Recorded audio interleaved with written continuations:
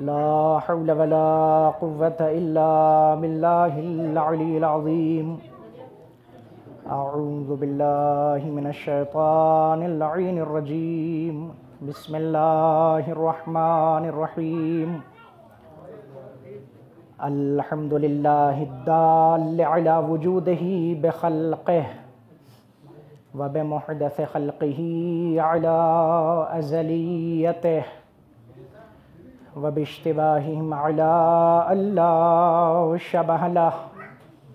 ला तस्तलिमहुल मशाइर वला तहजुबहुस सवातिर लिफ्तिराक़िस सानि' वल मसनू' वल हाद वल महदूद वर्रब्बि वल मरबूब। वस्सलातु वस्सलाम वत्तहिय्यतु वल इकराम अलन नबिय्यिल मुअय्यद वर्रसूलिल मुसद्दद अल मुस्तफ़ल अमजद अबिज़ ज़हरा व अबिल क़ासिम मुहम्मद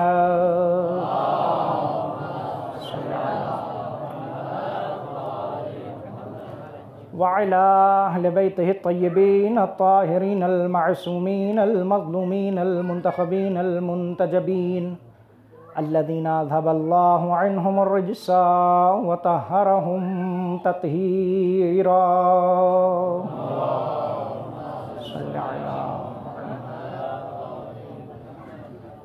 वल्लअनतु दाइमतुल बाक़ियतु अला अअदाइहिम अअदाइल्लाहि अजमईन मिन यौमि अदावतिहिम इला यौमिद्दीन। अम्मा बअदु फ़क़द क़ाल मौलाना साहिबुल अस्रि वज़्ज़मान अज्जलल्लाहु तआला फ़रजहु शरीफ। अशहदु अन्नका कुन्ता लिर्रसूलि वलदा वलिल क़ुरआनि सनदा वलिल उम्मति अज़ुदा व फ़ित्ताअति मुज्तहिदा हाफ़िज़न लिल अहद। सलवात बर मोहम्मद व आले मोहम्मद।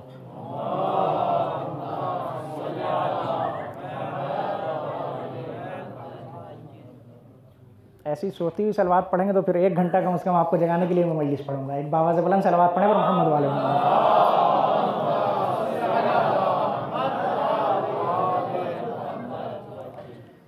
बरादर बुजुर्गवार मौलाना अली जाफ़र शमसी साहब का हुक्म हुआ कि इस्फ़हान से क़ुम की तरफ मुस्तकिल कूच करने से पहले कम से कम आप एक मजलिस को ख़िताब कर दीजिए।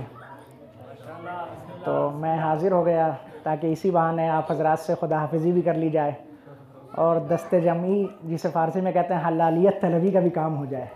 एक सलावत पढ़ें मिलजुल के बाबा से बुलंद।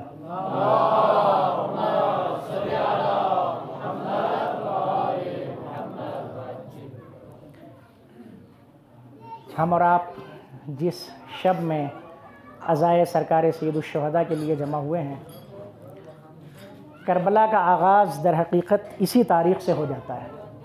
ये तारीख़ मुक़द्दमे किताब करबला है। चूँकि शब जुमा भी है और जुमे का दिन ज़माने के इमाम से मंसूब है, लिहाजा मैंने ये कोशिश की कि ज़माने के इमाम की ज़बानी सरकार सैयदुश्शुहदा के फ़ज़ाइल को बयान किया जाए। सरकार सैयदुश्शुहदा की बहुत ही मशहूर मारूफ़ ज़ियारत जो ज़माने के इमाम से मंसूब है, जिसे हम और आप ज़ियारत नाहिया कहते हैं। आप हज़रात ने ज़रूर इंशाअल्लाह इस ज़ियारत की क़िराअत की होगी। शेख अब्बास क़ुम्मी ने नफ़्सुल महमूम में इस ज़ियारत के कुछ पैराग्राफ्स की क़त्ई तौर पर ज़माने के इमाम की तरफ निस्बत दी है। एक सलावत पढ़ें मिलजुल के बाबा से बुलंद। आवाज़ नहीं सुन। नारे हैदरी, नारे कमरी, नारे बूज़री, नारे सलवात। नहीं, रुमाल भी है इसमें। शेख अब्बास क़ुम्मी ने लिखा है कि इसमें कोई शक नहीं है,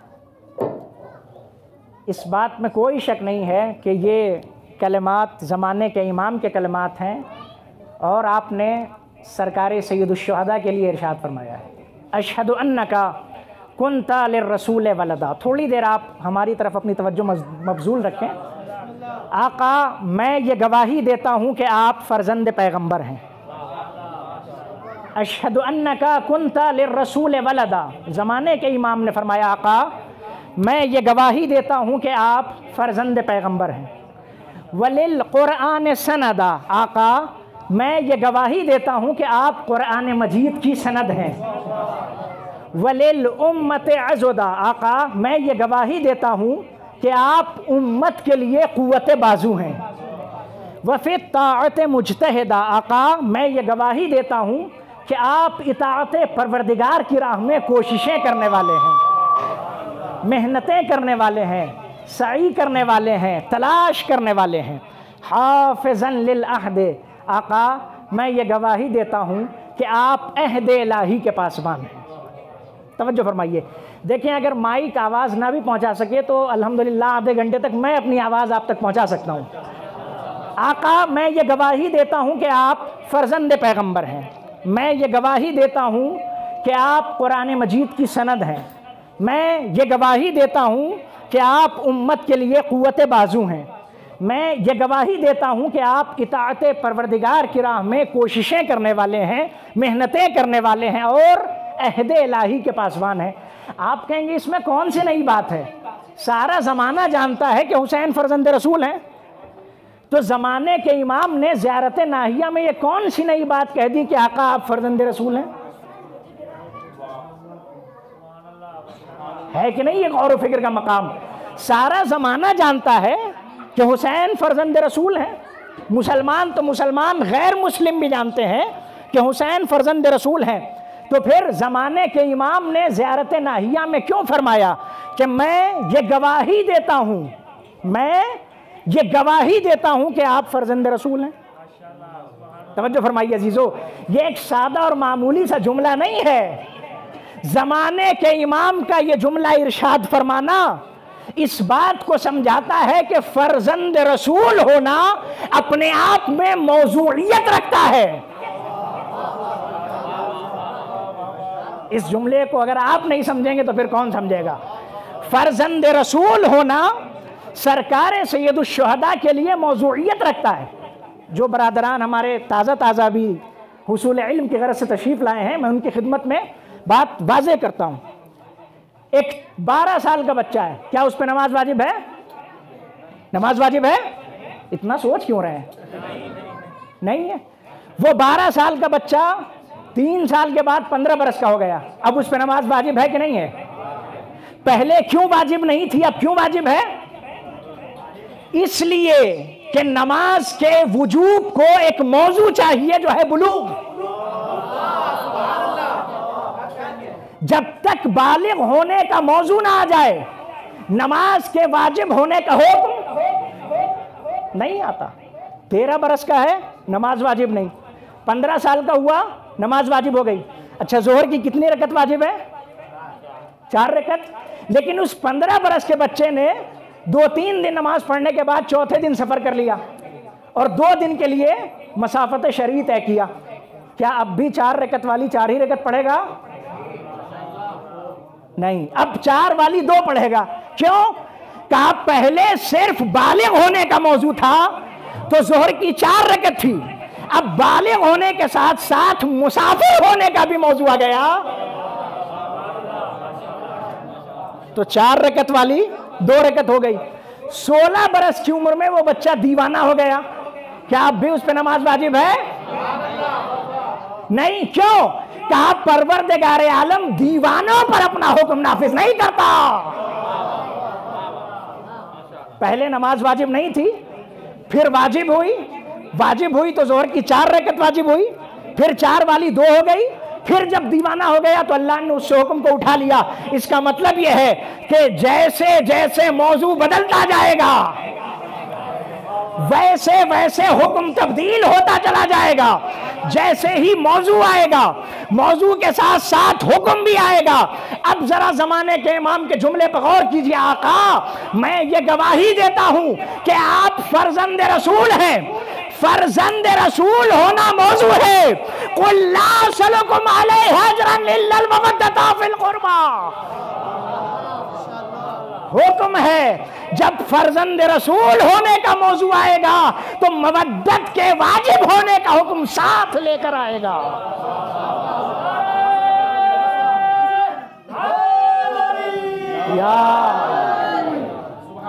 जब ये मौजू आएगा कि हुसैन फर्जंद रसूल है तो फिर कुरान मजीद की आयत चीख चीख कर एक हुक्म का ऐलान करेगी, अगर ये फर्जंद रसूल हैं तो फिर इनसे मवद्दत वाजिब है। और आप देखें तारीख़ करबला का जायजा लीजिए, सरकार सैयदुश्शुहदा ने लश्कर यजीद से खिताब करके कहा, हल तालमून अन्न जद्दी रसूलुल्लाह, क्या तुम जानते हो कि मेरे जद पैगंबर इस्लाम है?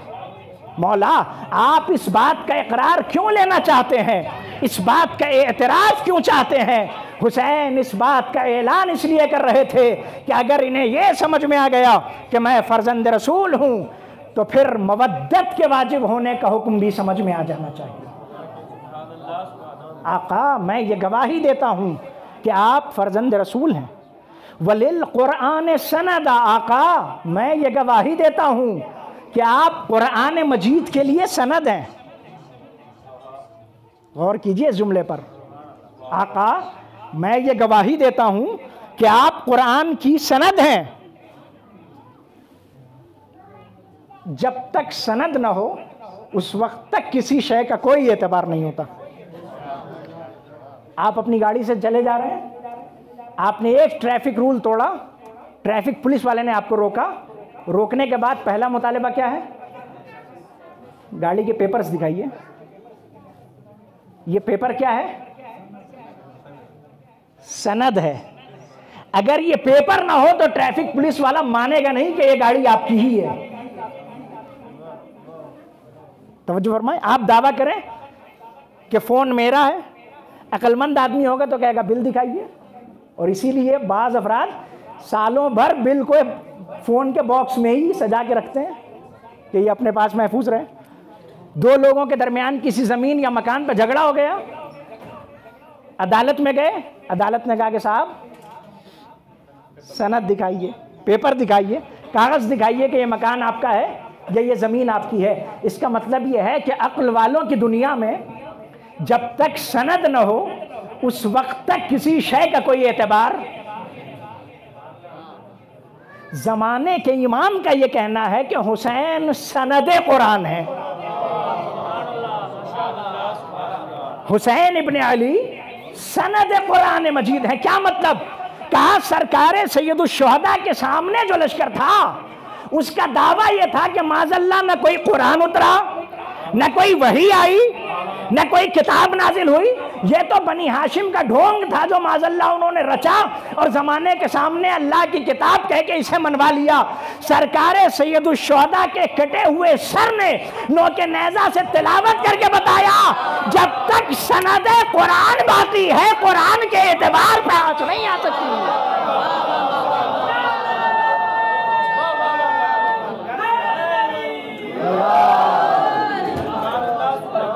जब तक सनद कुरान बाकी है कुरान के एतबार पर कोई उंगली नहीं उठा सकता। अच्छा आप देखें कुरान मजीद की बाज़ आयतें ऐसी हैं जिनका मिस्दाक बहुत मुश्किल से मिलता है।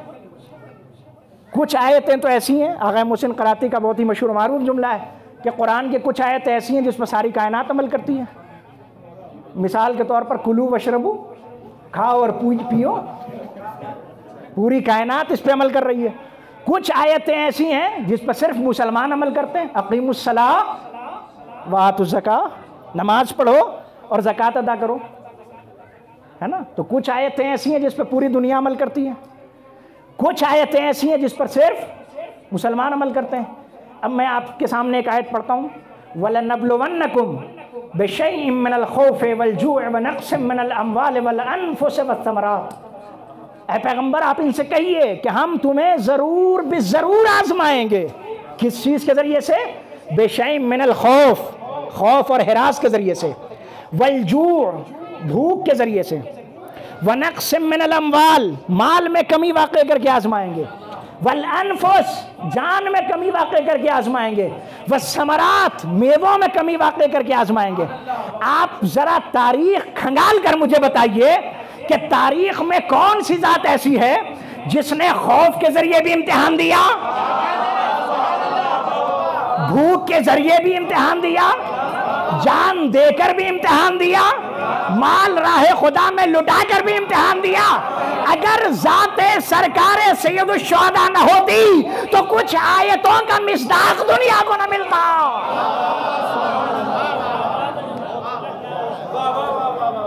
आयत का मिस्दाक ही समझ में ना आता। हुसैन सनद कुरान है। सनद कुरान होने का मतलब ये भी है कि वो आयतें जिसे समझ पाना आलम इंसानियत के लिए मुश्किल था, हुसैन ने उन आयतों पर अमल करके समझाया कि कुरान का दावा झूठा नहीं हो सकता। एक बात कुरान मजीद की ये थी, दूसरी बात कुरान मजीद का दावा है। कुरान कहता है वला तहसबन्नल्लज़ीना क़ुतिलू फ़ी सबीलिल्लाहि अमवाता, जो लोग राह खुदा में कत्ल कर दिए गए हैं उन्हें मुर्दा गुमान भी ना करना, बल्कि वो जिंदा हैं, अपने रब की जानिब से रिज़्क़ पा रहे हैं। एक सलावत पढ़ें मिलजुल के बाबा से बुलंद।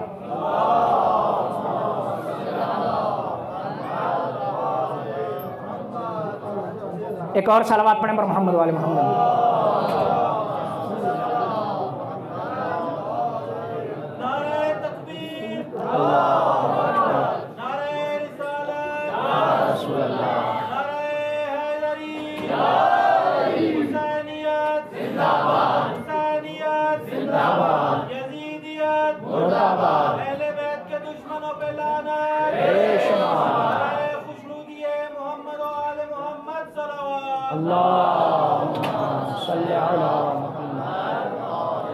आका आप फर्जंद रसूल हैं, आप कुरान मजीद की सनद हैं। तवज्जो फरमाइए, सनद कुरान होने का मतलब क्या है? तो एक आयत जिसका मिस्दाक़ बारिज़ सरकार सैयदुश शुहदा की ज़ात वाला सिफ़ात है। दूसरी आयत कुरान मजीद का दावा है कि जो लोग राह खुदा में शहीद हो गए हैं उन्हें मुर्दा गुमान भी न करना, बल्कि वो जिंदा हैं और अपने खुदा की तरफ से रिज़्क़ पा रहे हैं, है ना। जनाबे हमजा शहीद हुए, लेकिन क्या कोई ज़ाहिरी सबूत पेश किया कि शहीद जिंदा होता है?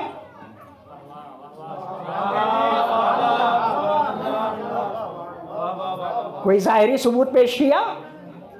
खुद मौलाए कायनात ने भी, तवज्जो फरमाइएगा, बहुत ही हसास और नाजुक मरहला है, मौलाए कायनात ने भी अलल एलान ऐसा कोई ज़ाहिरी सबूत पेश नहीं किया अमली तौर पर जो इस बात को समझाए कि शहीद जिंदा होता है। ज़माने के इमाम ने आवाज़ दिया है फर्जंद रसूल आप सनद कुरान हैं। जो लश्कर यजीद के इशारे पे आया था, जो सिरे से कुरान मजीद का मुनकिर था, सरकार सैयदुश शुहदा ने उनके सामने सर कट जाने के बाद कुरान मजीद की तिलावत करके बताया कि मुर्दे नहीं बोलते, जिंदे कलाम किया करते।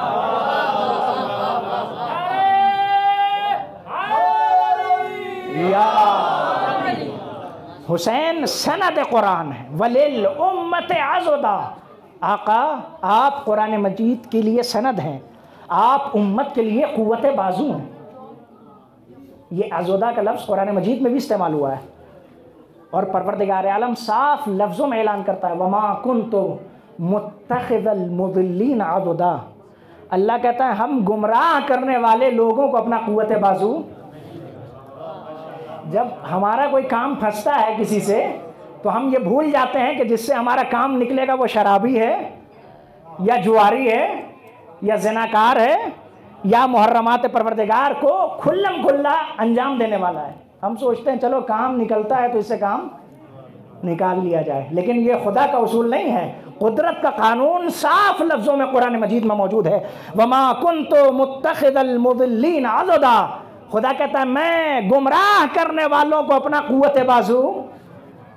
आका आप उम्मत के लिए कुव्वत बाजू हैं।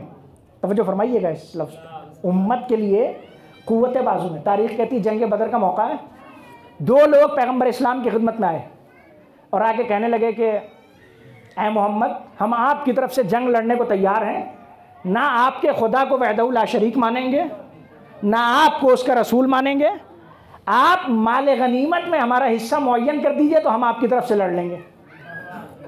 पैगंबर ने फरमाया दूर हो जाओ यहाँ से। क्यों? वमा कुन्तु मुत्तखिदल मुदिल्लीन अज़दा, हम गुमराह करने वालों को अपना कुव्वत बाजू।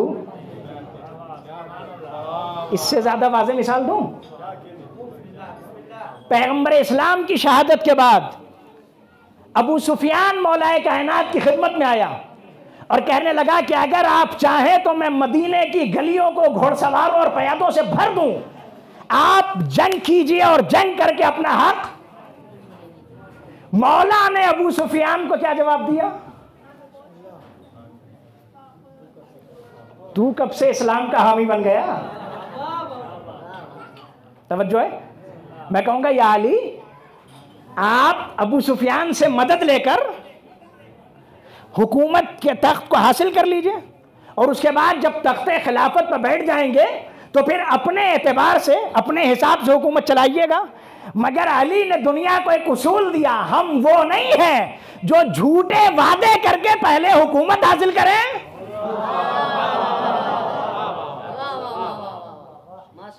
और उसके बाद फिर जो जी में आए वो करते चले जाए। नहीं, मौला ने फरमाया तू कब से इस्लाम का हामी हो गया? मौलाए कायनात ने क्यों अबू सुफियान की मदद लेने से इनकार कर दिया?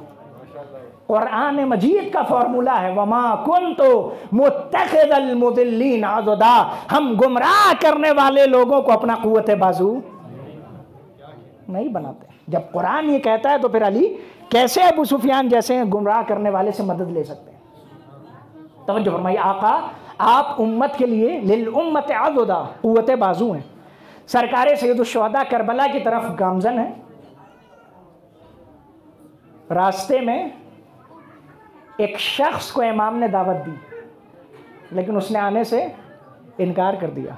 उबैदुल्लाह इब्न हुर्र जुअफ़ी, मौला खुद उसके पास गए और जाने के बाद आपने फरमाया इन्ना अलैका ज़ुनूबन कसीरा, तेरे दामन पे बहुत गुनाह के धब्बे हैं, लेकिन अगर तू दीन की नुसरत और हिमायत के लिए जान देने को तैयार है, हमारे साथ शहादत के रास्ते को अपनाने के लिए तैयार है, तो तेरे सारे गुनाह धुल जाएंगे, माफ़ हो जाएंगे। कहता है हुसैन, अगर आपको मेरा घोड़ा चाहिए तो आप घोड़ा ले लीजिए, तलवार चाहिए तो तलवार ले लीजिए, मालो दौलत चाहिए तो मालो दौलत ले लीजिए। तारीख़ी जुमला सरकार सैयदुश्शुहदा ने इरशाद फरमाया, ऐ उबैदुल्लाह इब्न हुर्र जुअफ़ी, मा जिअनाका लिफ़रसिका व सैफ़िक, मैं न यहाँ घोड़ा मांगने आया हूँ न तलवार मांगने आया हूँ। अगर खुद मेरे साथ चल सकता है तो साथ चल, वरना न तेरे घोड़े मेरे काम आने वाले हैं, न तेरा तलवार मेरे काम आने वाला है, और न ये मालो दौलत मेरे काम आने वाली है। सरकार सैयदुश्शुहदा ने मदद लेने से मना क्यों कर दिया? कुरान मजीद का फॉर्मूला है, वमा कुन्तु मुत्तखिदल मुदिल्लीन अज़दा, हम गुमराह करने वाले लोगों को अपना कुव्वत बाजू। जो खुद हुसैन के साथ 2 कदम नहीं चल सकता, फिर उसके मालो दौलत कैसे हुसैन के काम आएगी? सरकार सैयदुश्शुहदा का ये तारीख़ी जुमला क़यामत तक आने वाली नस्लों के लिए एक बहुत ही अहम पैगाम की सूरत में तारीख़ में सब्त हो गया। उबैदुल्लाह इब्न हुर्र जुअफ़ी कहता है घोड़ा चाहिए ले जाइए, तलवार चाहिए ले जाइए, मालो दौलत चाहिए ले जाइए, मैं खुद आपके साथ नहीं आ सकता। इमाम ने कहा न तेरा घोड़ा चाहिए, न तलवार चाहिए, न मालो दौलत चाहिए। आज ज़माने की सूरत हाल यही है, लोग हुसैन के नाम पर बिरयानी देने को तैयार हैं, शीर माले देने को तैयार हैं, सबीले लगाने को तैयार हैं, लंगर खिलाने को तैयार हैं, मगर खुद हुसैन के साथ चलने को तैयार। सरकार सैयदुश्शुहदा ने सन 60 हिजरी में यह ऐलान कर दिया था, अगर खुद मेरे साथ नहीं आ सकते तो तुम्हारे मालो दौलत मेरे काम आने वाली।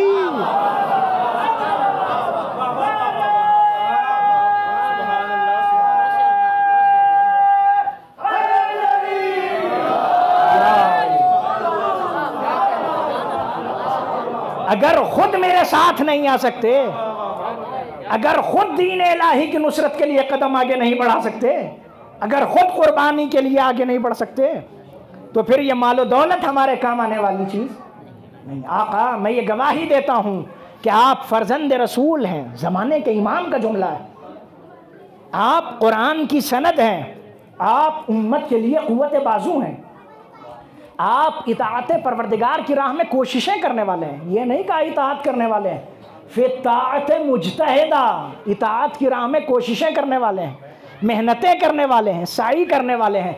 कैसी कोशिशें? शब आशूर में सरकार सैयदुश्शुहदा के खैमे से ऐसे तस्बीह और तहलील की आवाज़ें बुलंद हो रही थी जैसे शहद के मक्खियों के भिनभिनाने की आवाज़ें आती हैं।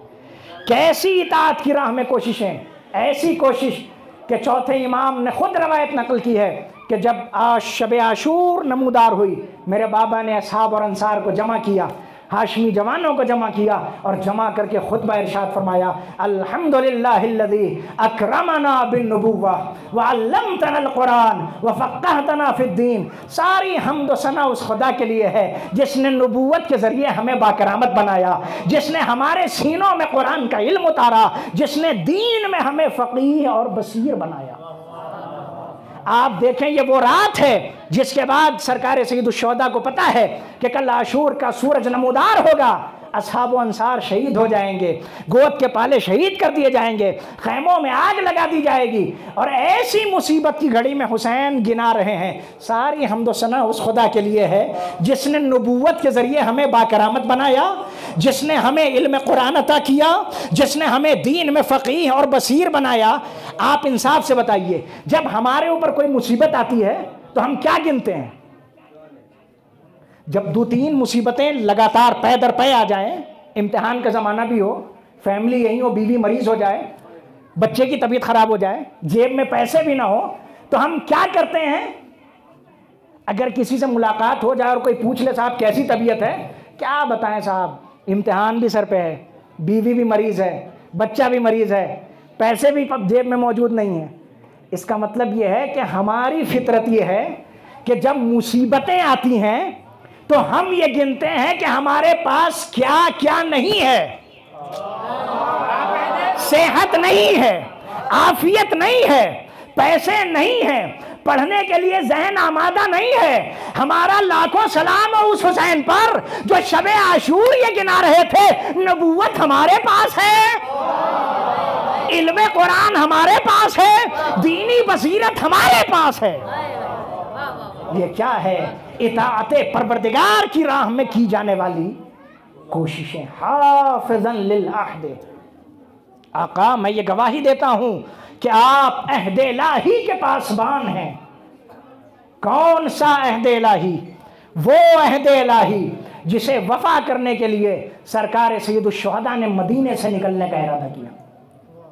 तवज्जो फरमाइए आप, 2-3 बातें अर्ज करके मसाइब की तरफ बढ़ जाऊंगा। सरकार सैयदुश्शुहदा को वलीद के दरबार में तलब किया गया। तारीख़ कहती है कि इमाम अली मकाम और अब्दुल्ला इब्न ज़ुबैर दोनों रात के वक्त मस्जिद में मौजूद थे। अब्दुल्ला नामी वलीद का कासिद मस्जिद में दाखिल हुआ। जैसे ही आने की आहट महसूस हुई, इमाम ने फरमाया, अरा अन्न ताग़ियतहुम क़द हलक। मौला फरमाते हैं, अब्दुल्ला इब्न ज़ुबैर, मुझे लग रहा है कि इनका तागूत हलाक हो गया है।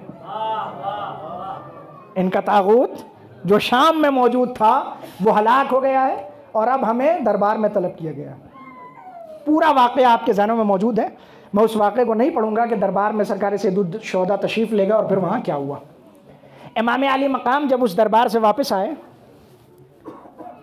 सुबह के वक्त मरवान से मुलाकात हुई रास्ते में। उसने कहा कि मैं आपको एक नसीहत करना चाहता हूँ और वो नसीहत ये है कि आप यजीद की बैत कर लीजिए।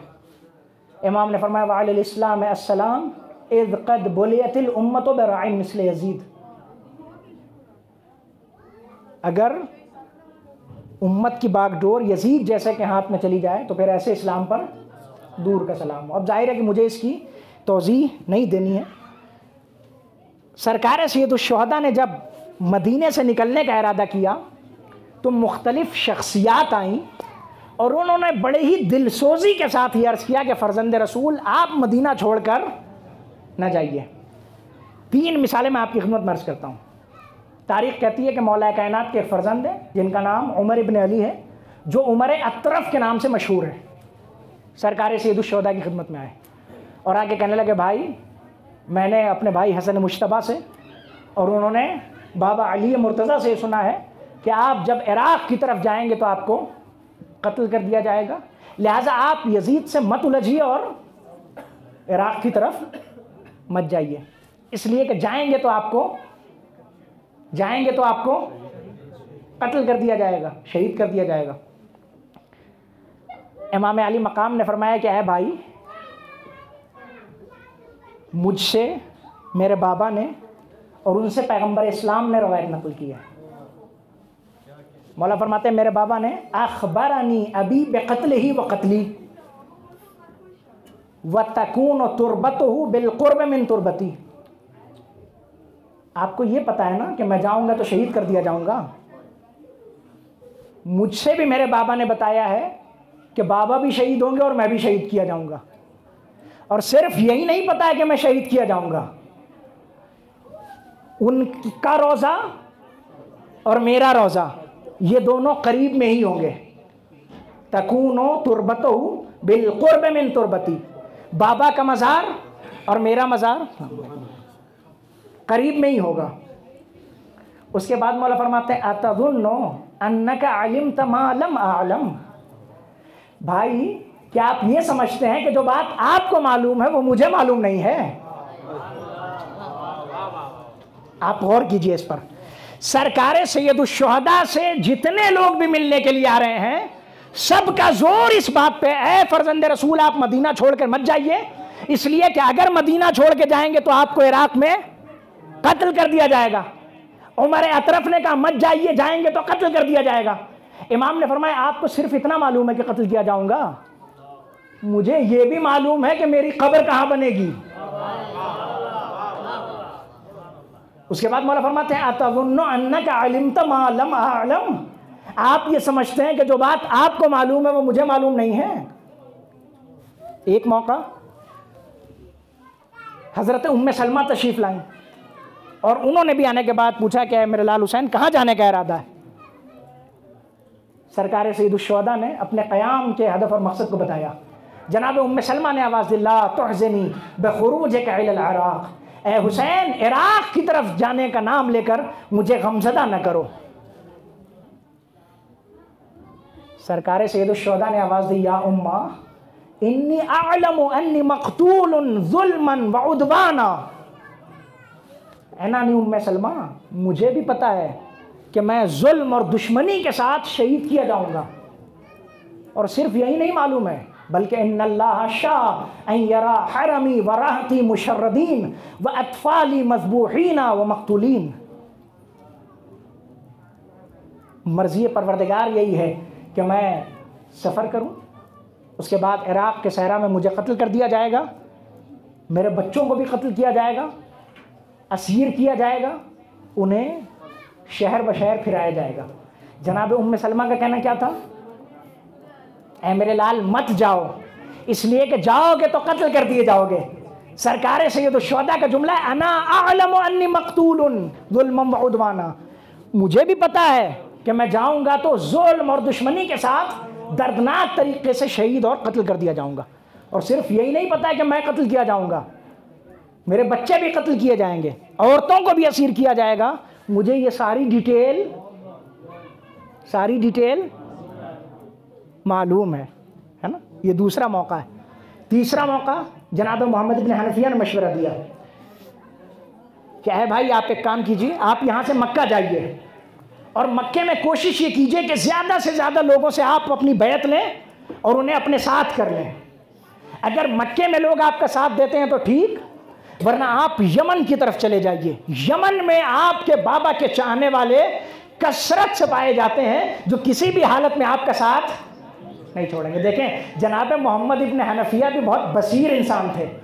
सरकार सैयदुश्शुहदा ने फरमाया था फतकून ऐन ली, आप मदीने में मेरी आंखें बन के रहिए, मेरी आंखें बन के रहें। तवज्जो फरमाइए, आप यमन की तरफ चले जाएं, यमन में आपके बाबा के चाहने वाले कसरत से पाए जाते हैं। जनाब मोहम्मद इब्न हनफिया ने मक्के का भी जिक्र किया कि मक्का जाइए, लोगों से बैत लीजिए, लोगों को अपने साथ जमा कीजिए।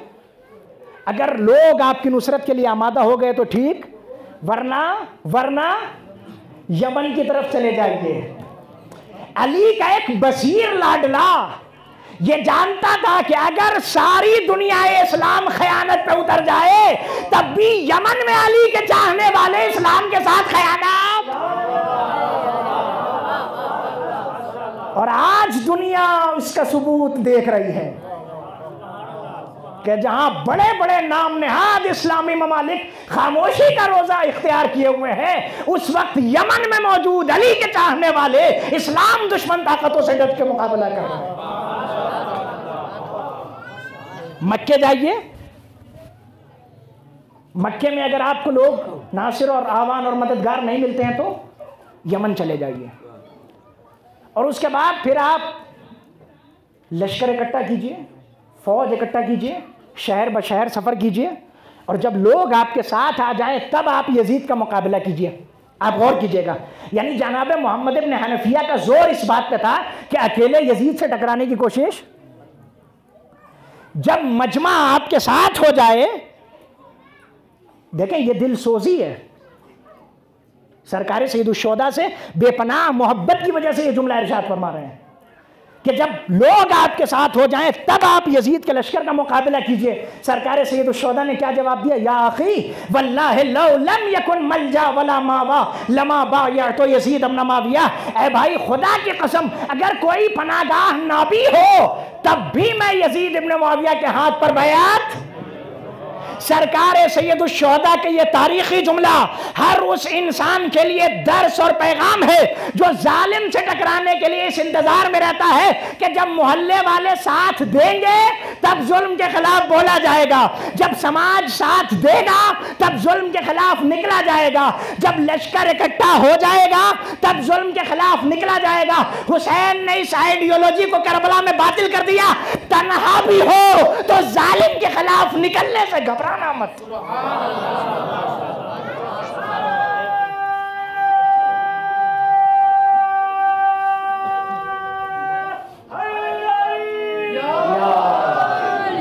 और ये पुरानी आइडियोलॉजी है, अन तक़ूमु लिल्लाहि मसना व फुरादा। अल्लाह के लिए दो दो लोग उठो, दो लोग नहीं जमा होते, तन्हा अल्लाह के लिए उठो। तवज्जो फरमाइए, हाफिज़न लिल अहद, अहद इलाही के पासबान है।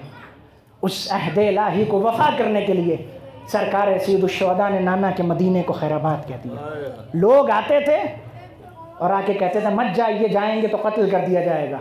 सरकार सैयदुश्शोहदा फरमाते थे कि मुझे भी मालूम है कि मैं कत्ल कर दिया जाऊंगा। अब यहाँ शहीद मुतहरी का एक जुमला बहुत ही मशहूर मारूफ है। आप फरमाते हैं कि हकीकी शहादत वो है जो आगही के साथ अंजाम पाए।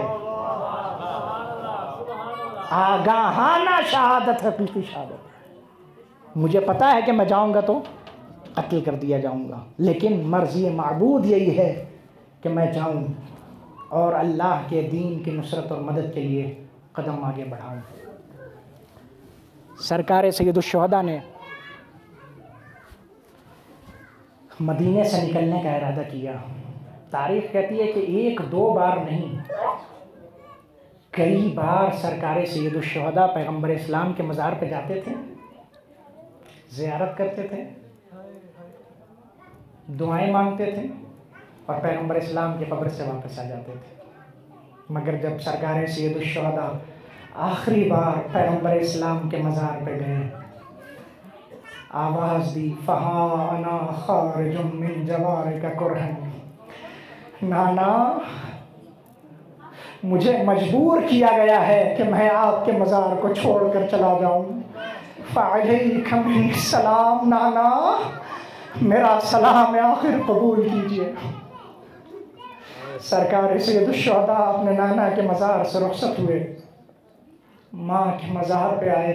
तारीख़ कहती है कि हुसैन ऐसे अपनी माँ की कब्र पर पहुँचे जैसे एक छोटा बच्चा घुटनियों चल के अपने माँ के करीब जाया करता है। अम्मा, आपकी कब्र का मुहाफिज हुसैन मदीना छोड़ कर जा रहा है।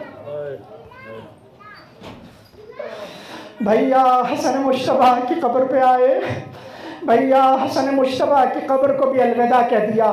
सरकार सैयदुश्शोहदा मदीने से निकले।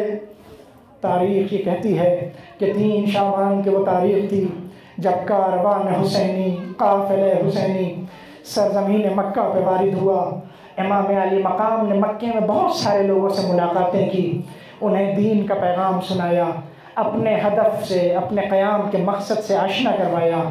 और उसके बाद फिर जब हुसैन इब्न अली को ये खबर मिली कि यजीद के अफराद आस्तीनों में खंजर छुपाकर हुर्मत काबा को पामाल करने की गरज से मक्का मुकर्रमा तक आ चुके हैं, हुसैन इब्न अली ने एक तारीख़ी खुतबा इरशाद फरमाया, आवाज़ दी कि मैं कल सुबह इन्नी राहिलुन गदन मुस्बिन इंशाअल्लाह, कल सुबह को मैं मक्के से निकल जाऊंगा।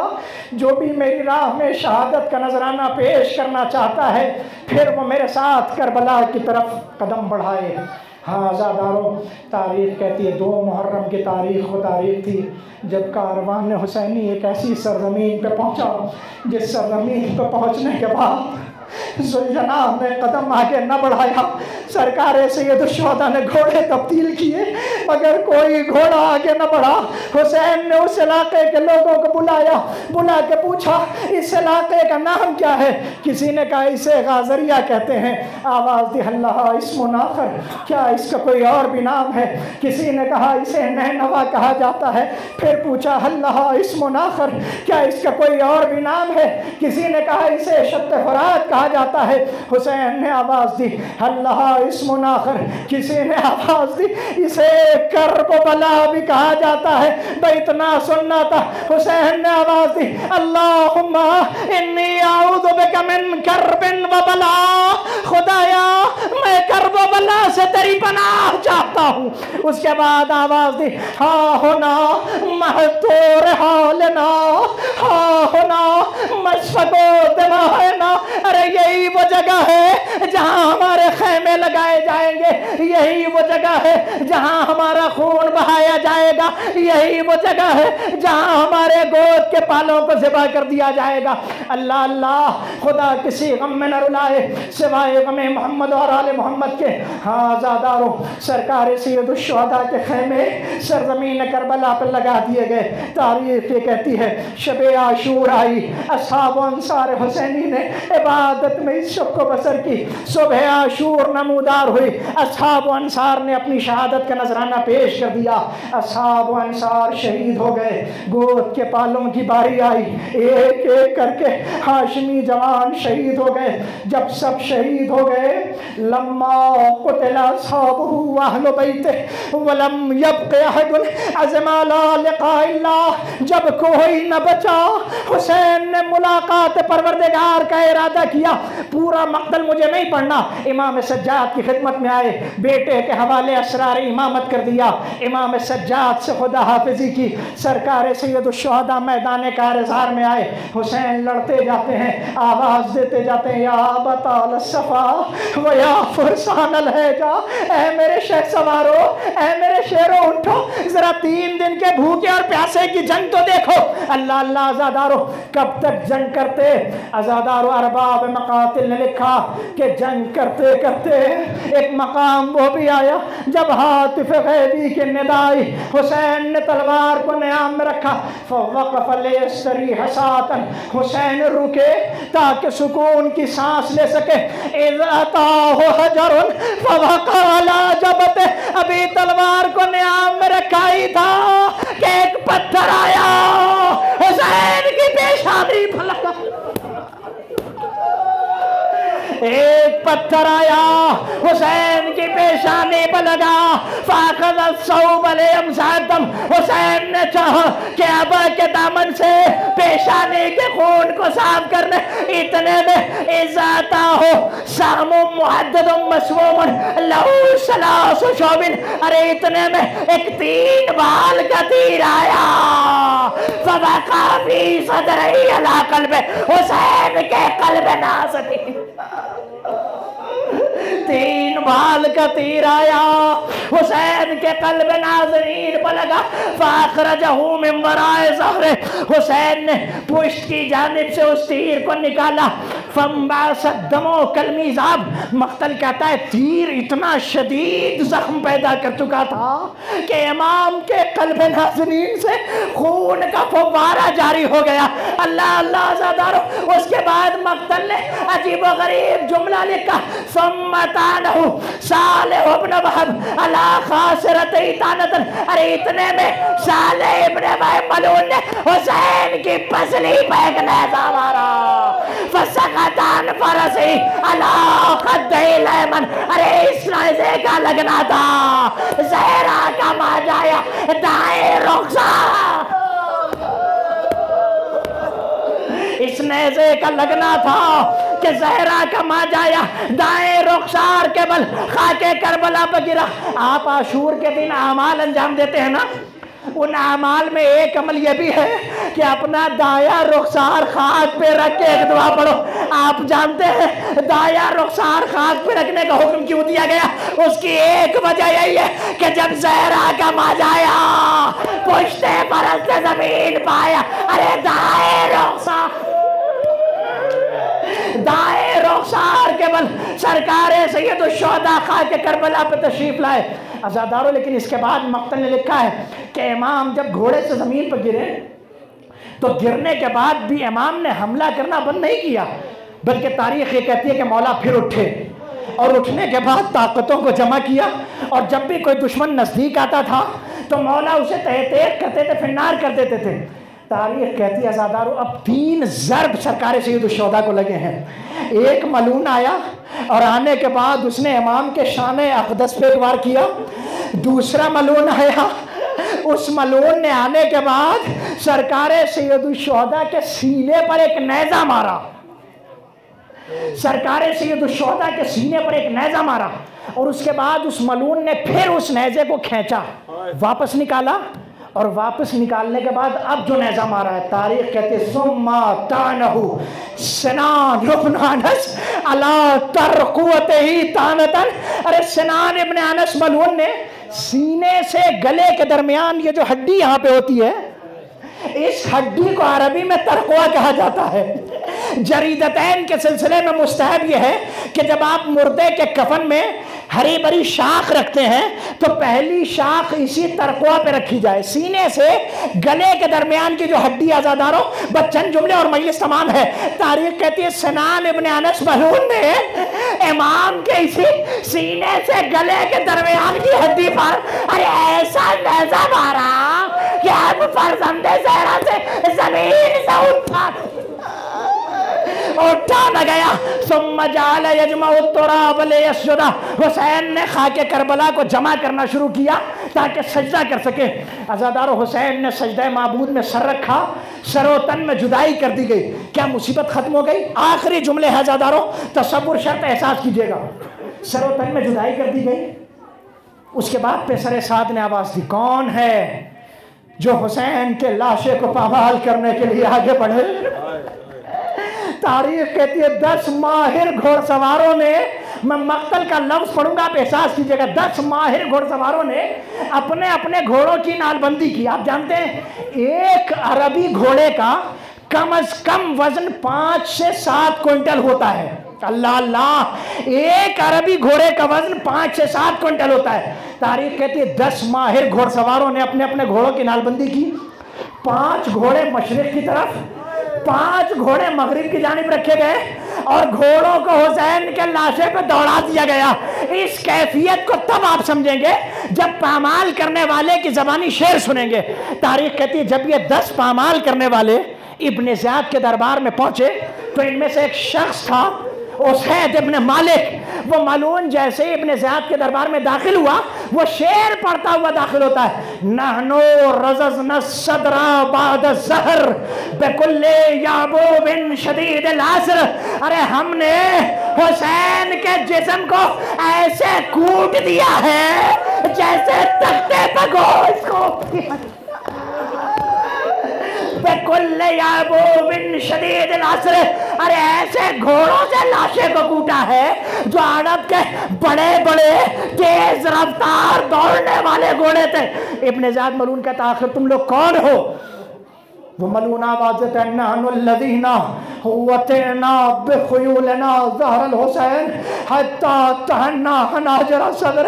मलून कहता आखिरी जुमले और मजलिस तमाम है ज़दारो।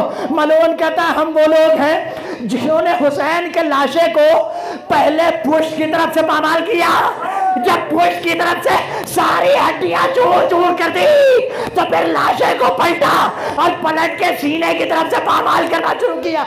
वह मलून कहता हत्ता तहन्ना हनाजरा सदर, अरे हमने ऐसे सीने से गले तक की हड्डियां पीसी जैसे चक्की के दो पार्ट के दरमियान गंदों में आगे पीस।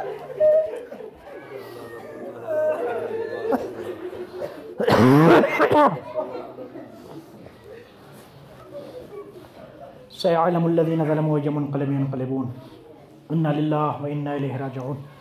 परवरदिगार हमारी इस इबादत को कबूल फरमा।